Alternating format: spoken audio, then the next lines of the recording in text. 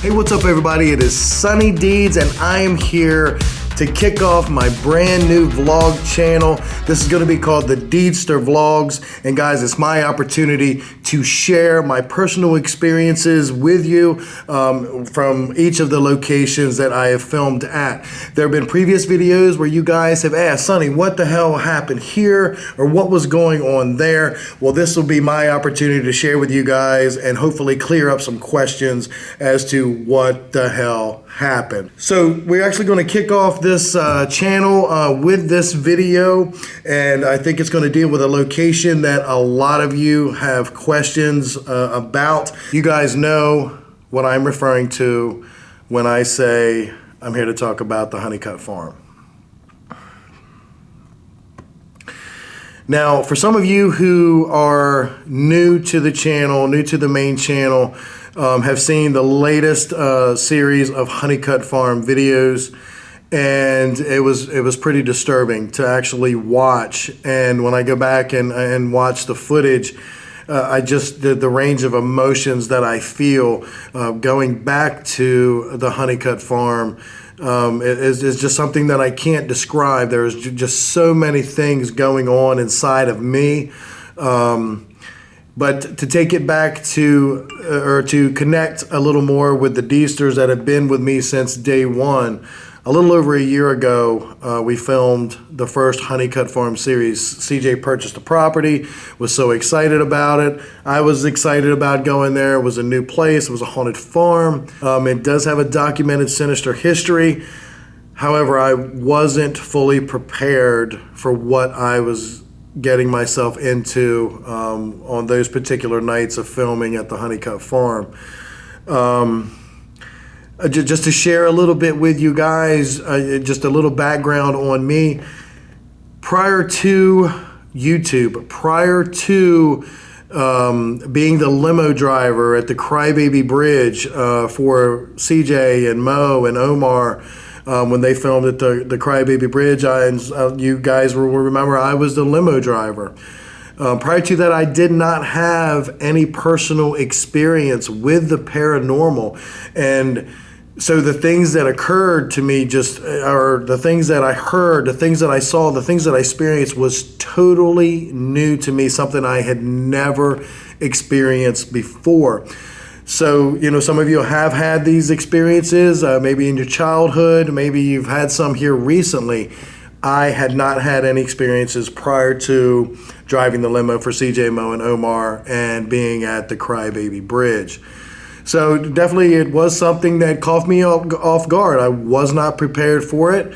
I see that the more experience, the more locations that I go to, the more experience I have with entities or spirits or things like that, the more I learn and I'm able to grow. And with that, our experiences, the crazy ass adventures, are going to grow and become even better as a viewing experience for you guys, because I will know how to present the evidence that I am capturing on camera. It's a growing process, but even after going to some locations and experiencing the things that I experienced, I was, like I said, totally unprepared for what I was walking into on the Honeycutt Farm. Now, like I said, the first series was a little over a year ago, and we're going to go ahead and drop some footage here for you guys to look at. What you're going to be looking at here was my last experience at the Honeycutt Farm for season 1. What you're looking at is you're seeing that I received a handprint, a burn mark on my side. As I was standing here talking to CJ, I began to feel a burning sensation on my side. I didn't know what was going on at the time. All I knew was my side felt like it was on fire. And you can imagine the shock that I felt seeing that for the first time. Now, CJ showed it on his camera. However, I didn't get a chance to get a full view or a good look at what had happened on my side. until we explored a little further and we went into the boat. Now you're going to see here as I'm walking by, I take the opportunity as I walk by the mirror to look, raise my shirt and look and see for myself, and seeing an actual handprint on me, just, it was, I couldn't comprehend. It didn't really fully hit me what had happened, but I knew that I was terrified. That had never happened to me before up until that point. I'd been into locations and had things move or doors slam and things like that, but never had I been physically touched where it left a mark. And guys, it terrified me. Fast forward to now when we get to season 2, reluctantly I agreed to go back. Just talking about that farm, CJ was wanting to go back, and he just was very persistent on wanting me to come back to the Honeycutt farm with him. I didn't want to. That burn mark, was enough for me. I'd had everything that I needed. I didn't want to experience it again. However, CJ and I are very close, and being as close of friends as we are, there was no way that I was going to let him go back alone. Now, enough time had passed from the first season of Honeycutt that I got to go to some other locations and experience some different things. My mind began to open up a little more, and I began to feel and sense different things. It's kind of like a warning sign, whether it be some of you may know of a possible attachment that I have to me is a little gentleman by the name of Ian. And I encountered Ian at the Anchorage Mansion in Marietta, Ohio. Realizing and experiencing things like that, I thought that, okay, maybe I could go back to the Honeycutt farm one more time to be there for CJ, to possibly try to get some answers as to what happened, what burned me. How did I get that mark on my side? Now, there's been a lot, people try to obviously debunk things when they see it, as far as talking about the handprints and the placements and things like that. Guys, I'm here to tell you, I did not smack myself. Nobody smacked me. What you see on that camera is 100% legit paranormal activity in which I feel that a demon touched me and marked me. Now, again, as I say that, I don't know what it means. I don't know what it is. All I know, that's is what I'm going to consider it is, as I was attacked by a demon. And like I've always said from day one, my adventures and taking you guys to these places, my journey was about facing your fears. I've gotten to do that at several places. I am scared of heights. I've gotten to climb up onto the roof of a building and at an abandoned lodge.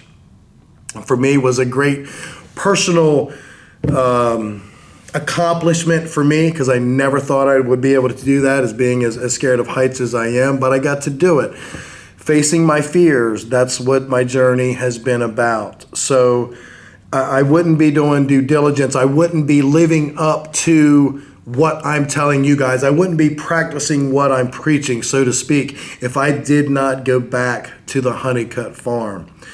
So when CJ began speaking to me about going back, I was totally reluctant. I was totally against it. I was apprehensive that had happened to me the first time, what was going to happen when I returned. But I guess maybe, I am a grown adult. I do make my own decisions. So I guess I do take responsibility for going back and putting myself in that location. Now, CJ got a lot of hate for persuading me to stay. From the moment that I stepped foot back on that property, and you could just see a little bit of the clip here of CJ and I talking on the toter once we got back there. And you can see the look on my face that I knew it was not a good idea to be there. Again, I wanted to be there for CJ. And again, I did want to possibly find out some answers, to find out what happened to me, why I was targeted, why I was marked. And as the filming progressed, guys, and what you saw on camera between CJ and I was raw, hardcore, uncut. Those were personal feelings and discussions and everything that came out. And I've got CJ's back until 10 days after forever. He knows that. Any time that he needs help, he knows that he can count on Sonny Deeds to have his back.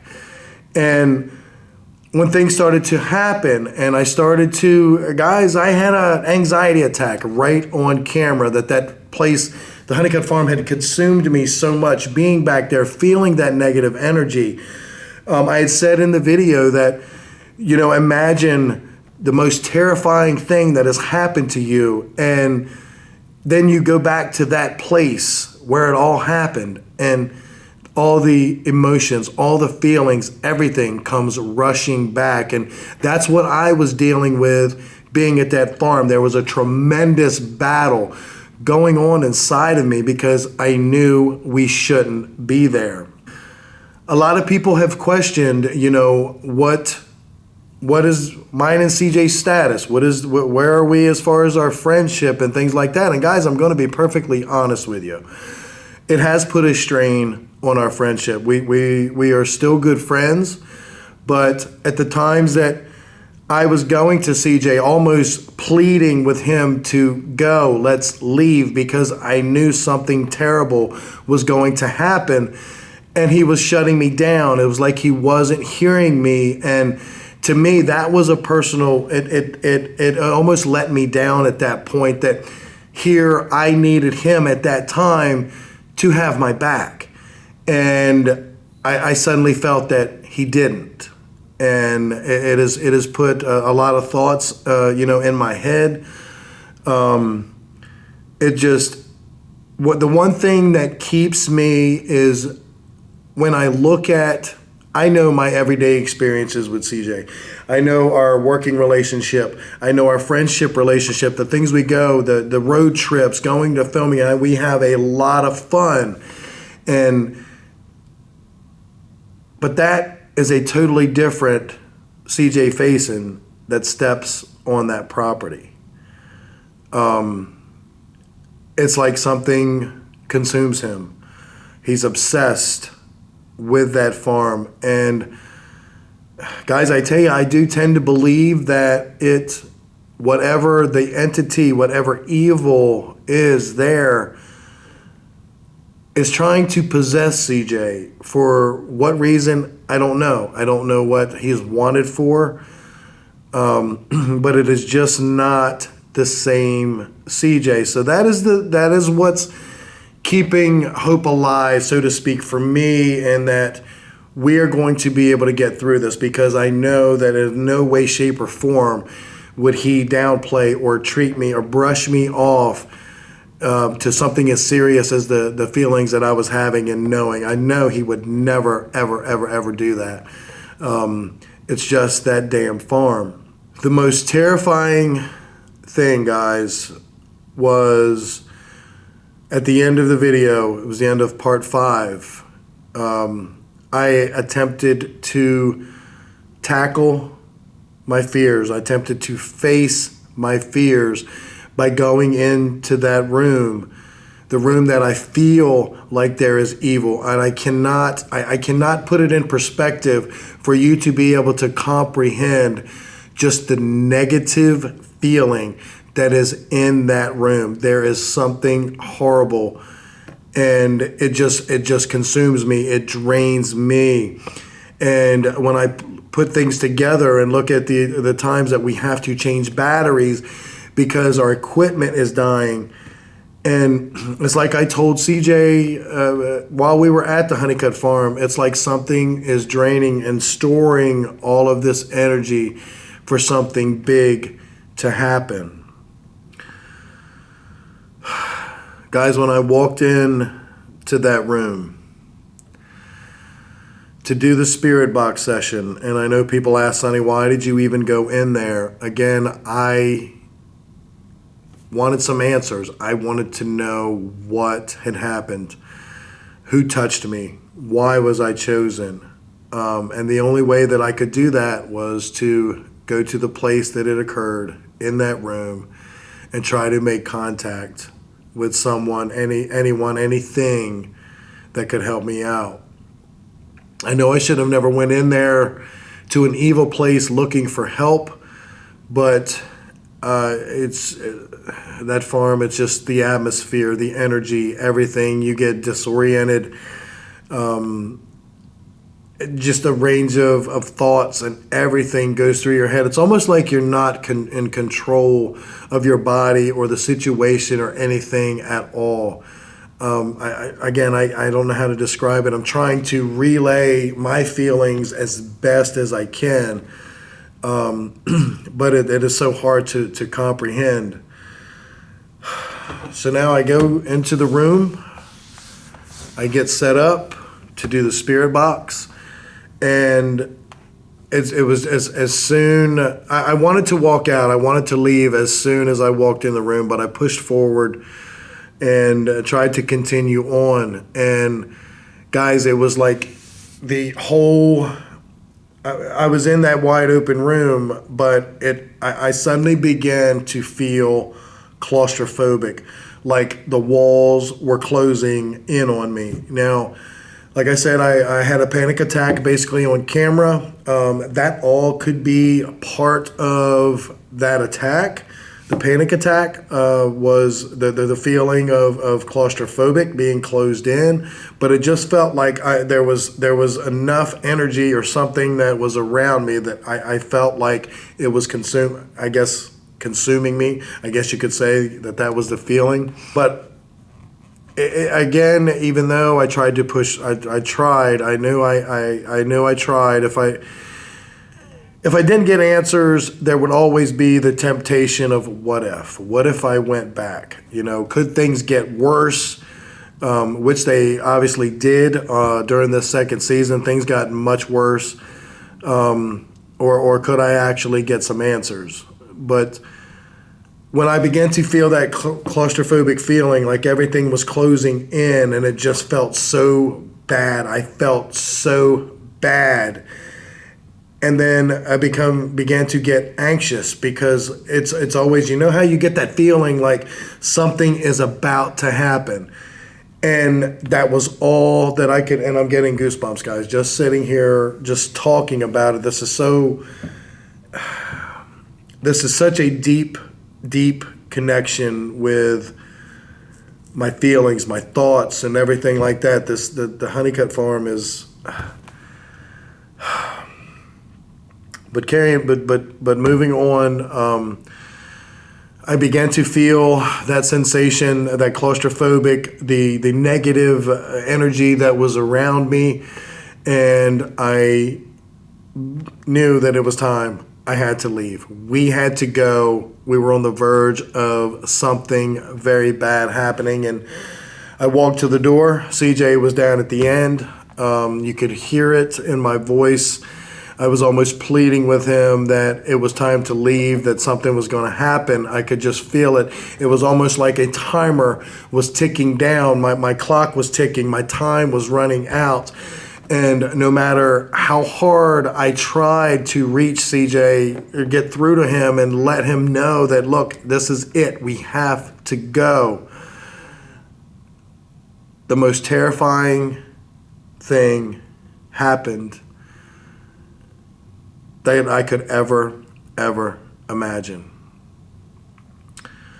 While I'm standing outside the doorway of that room, looking at CJ, it suddenly felt like someone snatched me backwards off of my feet.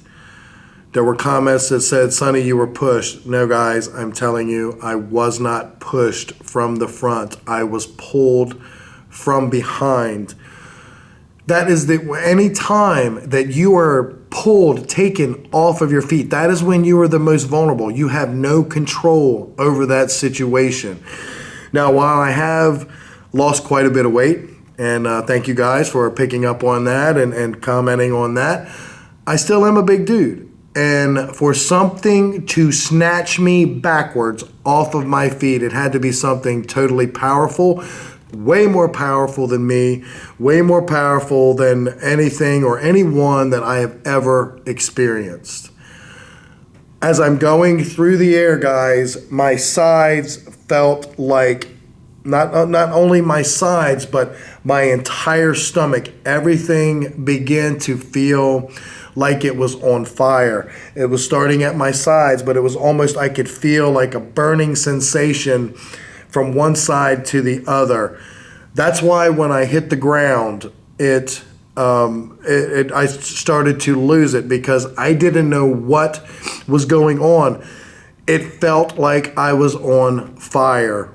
And that's why I started tearing off my clothes, because I thought maybe my shirt was on fire. I don't know why I thought that, but that was the first thing, was to get my shirt off. Once I got my shirt off and everything, and then it really hit me at that moment, what happened, that's when you saw me take off running. And I couldn't handle any more at that point. It had pushed me to the point where I was broken. I could not, no matter how much I wanted to resist, how much I wanted to stay there for CJ, I left. I ran. I decided that I needed to be concerned with my safety. I didn't need to be there anymore.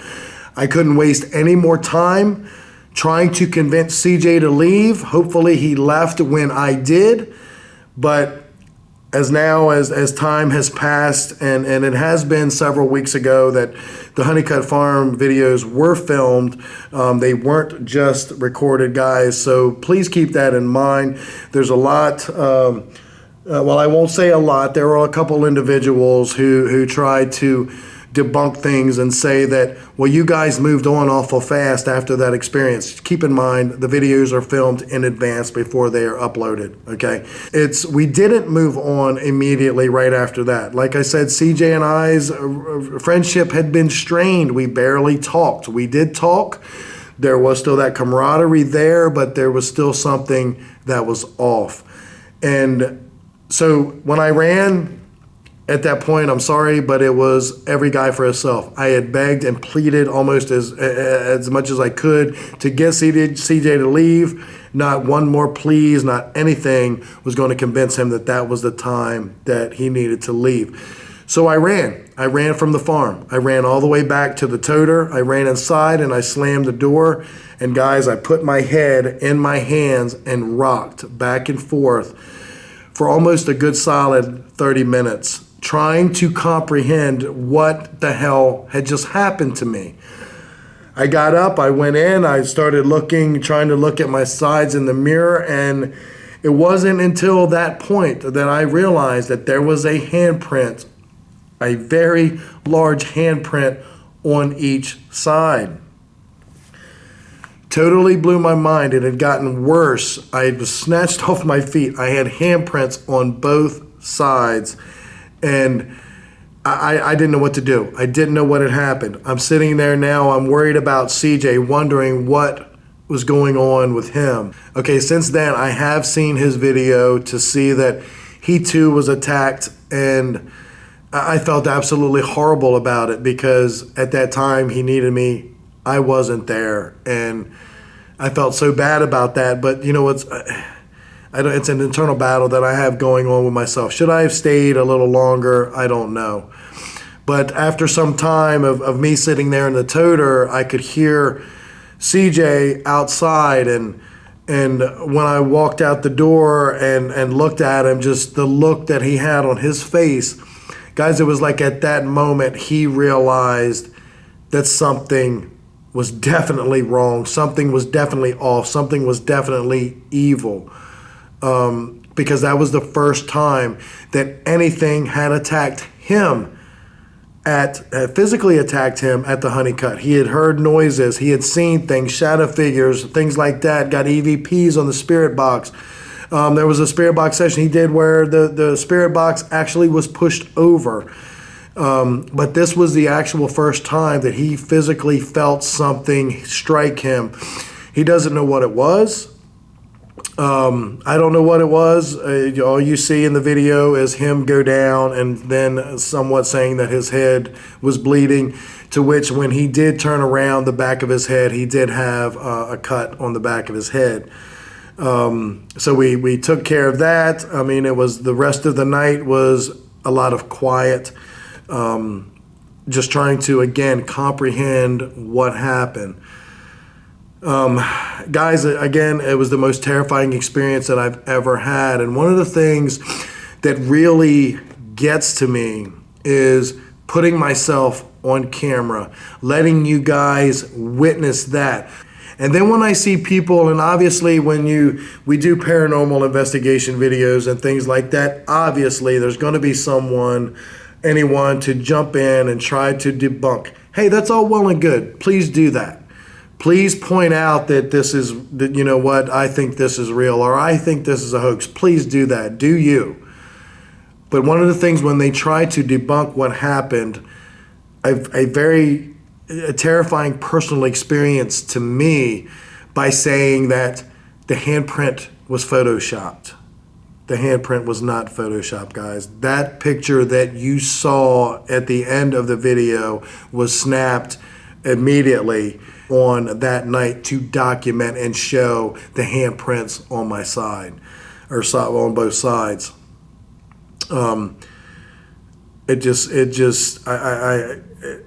It touches me in a way that it kind of makes me angry. Like, how dare you take this situation and try to turn it into your own gain based on what you think happened. You weren't there. And if the only thing that you can say is that the handprint was photoshopped, then I have no time for you. I have absolutely no time or attention if that's all you have. So with that being said, that's enough attention that I'm going to give to that issue.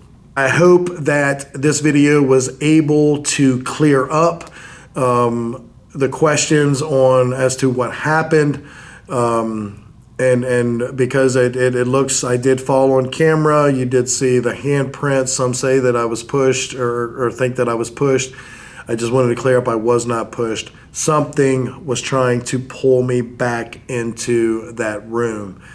And I am confident in sitting here and telling you that Sonny Deeds, will never go back to the Honeycutt Farm.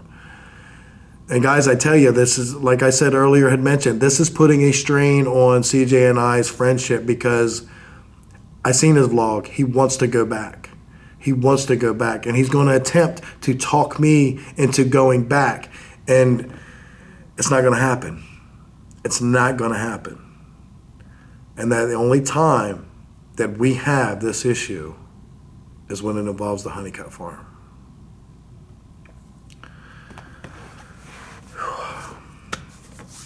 All right, guys, there is my experience, my feelings, my thoughts, everything on the Honeycutt Farm as it stands. And I want to thank you guys for tuning in and watching this video, and I hope I receive the same support on this vlog channel with the Deester Vlogs and as much love as you guys are showing me on the main channel. Terrifying experience for me, but it's not going to stop me from doing what I'm doing, from getting out there and taking you guys on crazy ass adventures. It's been a hell of a ride so far. All I can say is put your seatbelt on, because it's going to get even crazier, because I am now full-time on YouTube. I am working for you guys. I'm going to be traveling to a lot of different places, filming some awesome content, some epic locations, and you guys are going to get to be a part of it. Thanks again for watching. Don't forget, subscribe. Help me get the word out. The Deester Vlogs. Guys, you don't want to miss it. Until next time, stay dirty.